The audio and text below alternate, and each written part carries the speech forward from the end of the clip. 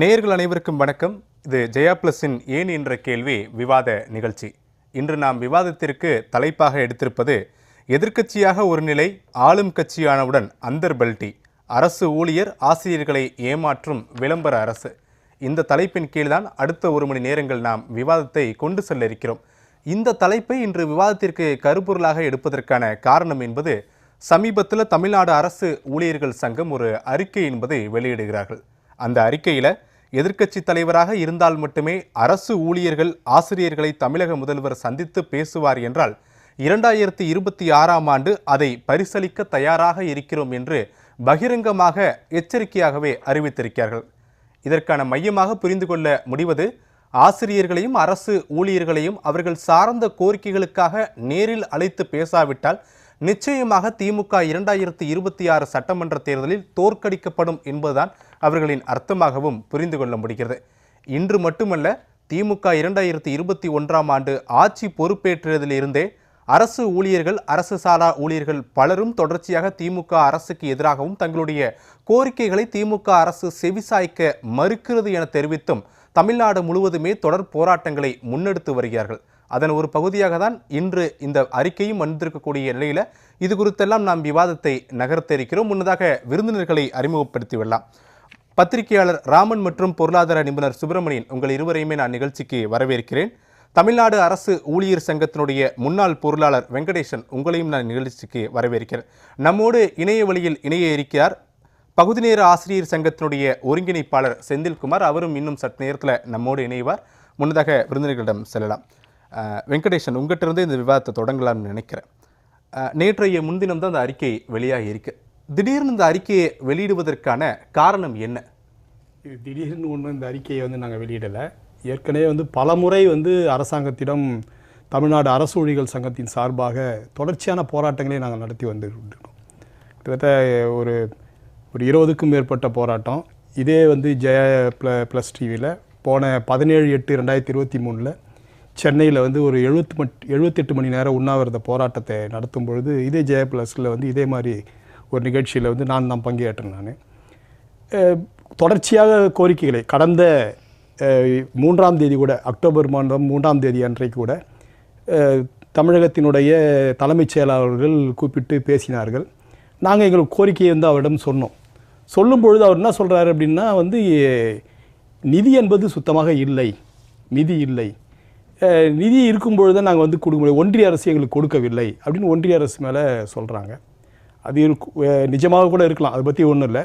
ஆனால் நாங்கள் என்ன கேட்குறோம்னு சொன்னால், 2021 பிப்ரவரி மாதம் திராவிட முன்னேற்ற கழகத்தினுடைய தேர்தல் அறிக்கையிலே குறிப்பிட்ட விஷயம், கிட்டத்தட்ட ஒரு 505 வாக்குறுதிகளை மக்களுக்காக தேர்தல் அறிக்கையிலே குறிப்பிட்டிருந்தார்கள். அதில் குறிப்பாக 309வது வாக்குறுதி என்பது, நாங்கள் ஆட்சிக்கு வந்தோம் என்று சொன்னால் புதிய பென்ஷன் திட்டத்தை ரத்து செய்துவிட்டு பழைய பென்ஷன் திட்டத்தை நாங்கள் அமுல்படுத்துவோம் என்று சொன்னார். நாங்கள் ஜாக்டோஜியோ சார்பாக உண்ணாவிரதம் இருந்த பந்தலுக்கே அவர் எதிர்க்கட்சி தலைவராக இருக்கும்பொழுது மாண்புமிகு தமிழக முதல்வர் அவர்கள் வந்திருந்தார்கள். மீடியா கிட்டேயும் கொடுத்தார். அதே மாதிரி எங்களை கைது செய்தார்கள். கைது செய்த பிறகு மண்டபத்திற்கும் எங்களுக்கு ஆதரவு தெரிவித்தார். அதை நாங்கள் கேட்குறோம், எதிர்க்கட்சி தலைவராக இருக்கும் பொழுது தெரியக்கூடிய அரசு ஊழியர்களுடைய கோரிக்கைகள் முதலமைச்சராக நீங்கள் பதவியேற்ற பிறகு தெரியவில்லையே. ஏன்னா அவர் நாங்கள் கேட்கும்பொழுது, இப்போ கூட கடந்த நாங்கள் ஒரு போன மார்ச் மாதம் ஒரு ஸ்ட்ரைக் அனௌன்ஸ் பண்ணியிருந்தோம். அந்த மார்ச் மாதம் 3 அமைச்சர்கள் கூப்பிட்டு பேசினாங்க. அவங்க என்ன சொல்கிறாங்கன்னு சொன்னால், எங்கள் கோரிக்கைகளே கேட்டுவிட்டு நாங்கள் முதல்வரிடம் கொண்டு சென்று சேர்க்கின்றோம் இந்த கோரிக்கைகளை. அந்த கோரிக்கைகளுக்கு முதலமைச்சர் என்ன பதில் சொல்கிறாரோ அதை நாங்கள் திரும்பி சொல்கிறோம்னு நாங்கள் கூட கேட்டோம். அவருக்கு 3 அமைச்சர்கள்ட்ட கேட்டோம். கேட்கும்பொழுது, முதல்வருக்கு கோரிக்கை பற்றி தெரியாதா, என்ன இதுனா மன்னராட்சியா, இது மாதம் மும்மாரி பொழிகிறது அப்படின்னு சொல்லிட்டு கேட்பாங்க. மந்திரி சொல்லுவாங்க. அப்படி இல்லையா, அவர் எங்களுடைய பந்தலுக்கே எங்களுடைய கோரிக்கையை வலியுறுத்தி பேசியிருக்காரு, ஆதரவு தெரிவித்திருக்கிறார் எதிர்க்கட்சி தலைவராக இருக்கும்பொழுது அப்படின்னு சொல்லும்பொழுது, நாங்கள் தொடர்ச்சியாக 3.5 வருட காலம் பேசியிருக்கோம். அரசுடைய ஆசிரியருடைய கோரிக்கைகளை, பென்ஷன் திட்டம் மட்டும் கிடையாது, அத்துக்கூலிகளாக, இன்றைக்கி சத்துணவு ஊழியர்களாக, அதே மாதிரி அங்கன்வாடி ஊழியர்களாக, அதே மாதிரி இப்போ சாலை பணியாளர்கள் ஒரு 41 மாத ஊதியம் என்பது வழங்கப்படாமல் இருக்கிறது. இப்படி பல கோரிக்கைகள் என்பது இருக்கிறது. அந்த கோரிக்கைகளாவது நீங்கள் நிறைவேற்றுங்கள் என்று நாங்கள் கேட்டுக்கொண்டிருக்கிறோம். ஆனால் அரசாங்கம் எந்தவித கோரிக்கை எங்களுக்கு இந்த அறிக்கையை வந்து நாங்கள் வெளியிட வேண்டிய அவசியம் என்னவென்று சொன்னால், கடந்த 8ஆம் தேதி அன்றைக்கு ஒரு ஆய்வுக் கூட்டத்தை பள்ளி கல்வித்துறை சார்பாக ஒரு ஆய்வுக் கூட்டத்தை நடத்தினார் முதல்வர் அவர்கள். அப்போ என்ன சொல்லியிருக்காருன்னு சொன்ன அந்த ஆய்வுக் கூட்டத்தில், நிதி சாராத கோரிக்கைகளை மட்டும் நிறைவேற்ற முடியும், நிதி சார்ந்த கோரிக்கைகள் எதையும் நாங்கள் நிறைவேற்ற வாய்ப்பில்லை அப்படின்னு சொன்ன பிறகு தான் நாங்கள் இந்த அறிக்கையை வந்து வெளியிடுகிறோம். உங்களுடைய கோரிக்கைகளில் நிதி சாரா கோரிக்கைனா நிதி சார்ந்த கோரிக்கை என்ன சார்? அதாவது நிதி சார்ந்த கோரிக்கை, இப்போ நாங்கள் சொல்கிறது சிபிஎஸ் கூட நிதி சாராத கோரிக்கை தான். ஏன்னு சொன்னால் வந்து கிட்டத்தட்ட 80,000 கோடி ரூபாய் வந்து 2023 வந்து ஊழியர்களிடம் வந்து 10% வந்து பண்ணியிருக்காங்க. இந்த 80,000 கோடி ரூபாயை அவர்கள் வந்து என்ன பண்ணுறாங்க அப்படின்னு சொன்னால், மக்கள் நல திட்டங்கள் அப்படின்னு சொல்லி இலவசங்களுக்கு மற்ற விஷயங்கள்லாம் பயன்படுத்துகிறாங்க. அது வந்து அது கொள்கை, அதை பற்றி ஒன்றும் பண்ணல. நாங்கள் என்ன சொல்கிறோன்னா, இப்போ இந்த 80,000 கோடி ரூபாய் வந்து எங்கே இன்வெஸ்ட் பண்ணியிருக்கிறாங்க? எல்ஐசியில் ஏதோ இன்வெஸ்ட் பண்ணுறதா சொல்கிறாங்க. எல்ஐசியில் இன்வெஸ்ட் பண்ண விட எங்கள் ஆர்டிஐயில் வந்து பொறுத்த வரைக்கும் என்ன சொல்கிறாங்க அப்படின்னு சொன்னால், 72,000 கோடி ரூபாய் வந்து எல்ஐசியில் வந்து நாங்கள் வந்து இன்வெஸ்ட் பண்ணியிருக்கிறோம் அப்படின்னு சொல்கிறாங்க. அதில் எவ்வளோ ரூபாய் வந்து எங்களுக்கு வந்து எங்களுடைய இந்த ஓய்வூதிய பணம், அதாவது சிபிஎஸ் மூலமாக பிடிக்கப்பட்ட பணம் எவ்வளோ ரூபாய் வந்து இருந்ததுன்னு சொல்லி ஆர்டிஐயில் கேட்டேன்னு சொன்னால் அது பதில் இல்லை. இது வரைக்கும் கவர்மெண்ட்லேருந்து பதில் இல்லை.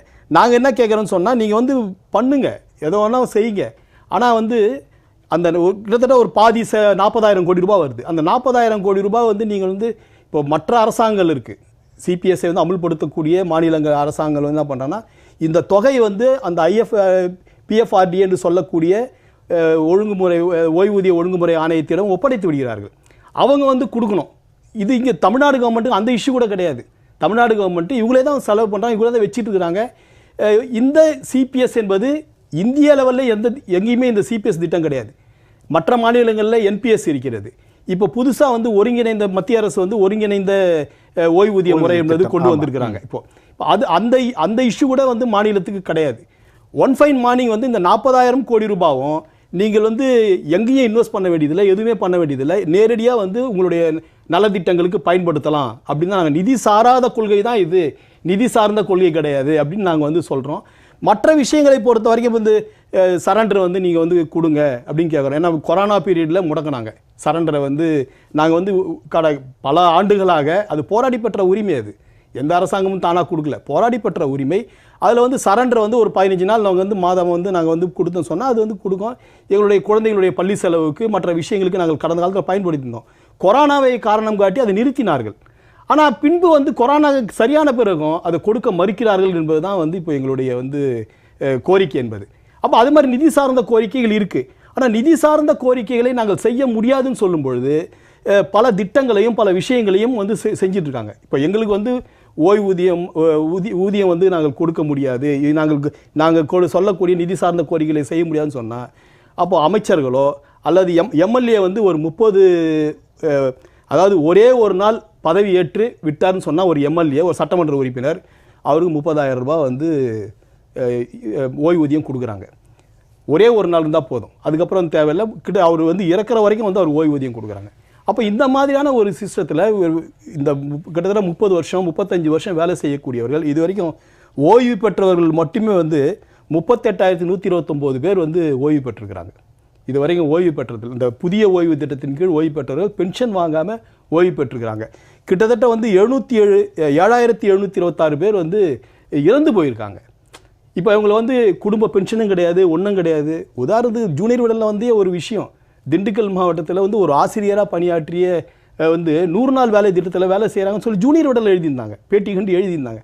அப்போ ஒரு அரசாங்க ஊழியர்னு சொல்லும் பொழுது பென்ஷனே ஓய்வூதியமே இல்லாமல் இருப்பது என்பது ஒரு சமூக பாதுகாப்பு இன்மை அப்படின்றத நான் கேட்குறோம். அரசுக்காக 60 வருஷம் உழைக்கிறோம், 60 வயசு வரைக்கும், அதுக்கப்புறம் எங்களுடைய நிலைமை என்னன்னு எங்களுக்கே தெரியல. அதான் சொல்ல தெரியல. சரி, ஓகே, நம்ம தொடர்ந்து பேசலாம். சுப்பிரமணியன் சார், இப்போ வெங்கடேசன் பேசும்போது தமிழ்நாடு அரசு கூட எங்களுக்கான ஆலோசனை கூட்டத்துக்குலாம் அழைப்பு விடுறாங்க. ஆனால் அங்கே போய் நாங்கள் எங்களுடைய கோரிக்கையை வைக்கும்போது மத்திய அரசு நமக்கு பணம் கிடைக்கல, அதனால எங்களால் ஒன்றும் செய்ய முடியாது அப்படின்ற மாதிரி அவங்க சொன்னதாக சொல்கிறாங்க. உண்மையிலே மத்திய அரசு தான் இது போன்ற செயல்களுக்கு காரணமாக எடுத்துக்கொள்ள முடியுமா? அவங்க சொல்லக்கூடிய காரணம் சரியாக தான் இருக்கா? நீங்கள் ஒரு பொருளாதார நிபுணர், எப்படி பார்க்குறீங்க? அதாவது நான் வந்து சொல்லி மக்கள் ஏற்றுக்கணும்னு அவசியம் இல்லை. ஃபினான்ஸ் செக்ரட்டரி உதயச்சந்திரன் ஐயா அவர்கள் நிதிநிலை அறிக்கை, தமிழக நிதிநிலை அறிக்கை போன ஆண்டு தாக்கல் செய்துட்டு வெளியில் வந்து சொல்கிறாரு, அதாவது நமக்கு வந்து மத்திய அரசாங்கத்திலேருந்து வருகின்ற பங்கு தொகை இருக்குது பார்த்திங்களா, வரிகள் மூலமாக அது உயர்ந்து கொண்டு வருகிறது. அதனால தான் வரி வந்து உயர்ந்து வந்திருக்குதுன்னு சொல்கிறாரு. அவர் சொன்னது பொய்யா கூட இருக்கலாம்னு சொல்லிட்டு நான் வந்து நம்மளோட தமிழக நிதிநிலை அறிக்கைலாம் எடுத்து படித்து பார்த்தாங்க. அதில் பார்த்தீங்கன்னா நான் சொல்கிறேன் பாருங்கள், 2022-23 38,000 கோடி வந்தது. 23-27 45,000 கோடி, 7,000 கோடி உயர்ந்து இருக்கிறது. 24-25 49,700 கோடி. 25-26 வரப்போகிற 25-26க்கு ஃபோர்காஸ்ட் கொடுத்துருக்குறாங்க. மத்திய அரசாங்கம் வந்து இவ்வளோ வரும்னு சொல்லியிருக்கிறாங்க. அதை உள்வாங்கி கொண்டு நிதிநிலை அறிக்கை தயாரித்திருக்கிறார்கள். 57,964 கோடி ரூபாய். 26-27 எப்போ இவங்க ஆட்சி அப்போ இருக்குமான்னு தெரியாது நமக்கு, ஏன்னா 26 முடிஞ்சு போயிடும். 26-27 நிதிநிலை அறிக்கை தாக்கல் பண்ணுறது யார் தாக்கல் பண்ணினாலும் குறைஞ்சபட்சம் 67,528 கோடி ரூபாய் மத்திய அரசாங்கத்திலிருந்து நமக்கு வரி வருகிறது அப்படின்னு சொன்னதுனால தான் வந்து உதயச்சந்திரன் ஐயா வந்து வெளியில் வந்து சொல்கிறாரு, எங்களுக்கு வரி வருவாய் உயர்ந்து கொண்டு வருகிறது மத்திய அரசாங்கத்திலேருந்து. இங்கே மாநிலத்துக்கு வந்து வரி விதிக்கும் அதிகாரம் இல்லை, எல்லாமே ஜிஎஸ்டி மேலே போயிருக்கின்றாங்க இல்லையா. ஸோ அதனால் 42%. இதுவே ஐயா வந்து 2024 இப்போ வந்து பாராளுமன்ற தேர்தலுக்கு வந்து இது நடந்ததுங்களா, தேர்தல் நடந்தபோது அதில் கொடுத்த மேனிஃபெஸ்டோவில் என்ன சொல்கிறாருன்னா, மத்திய அரசாங்கத்தில் நமக்கு வருகின்ற வரி வந்து 42% தான் டிவல்யூஷன் ஆகி வருகிறது, அதை வந்து நாங்கள் 50% உயர்த்தப் போகிறோம், அதற்கு வந்து எங்களுக்கு வாக்களிங்கன்னு சொல்லிட்டு மேனிஃபெஸ்டோவில் கொடுக்குறாங்க, ஐஎன்டிஏ கூட்டணி மேனிஃபெஸ்டோவில். ஆனால் 50% ஃபினான்ஸ் கமிஷனில் போய் நீங்கள் வந்து கோரிக்கை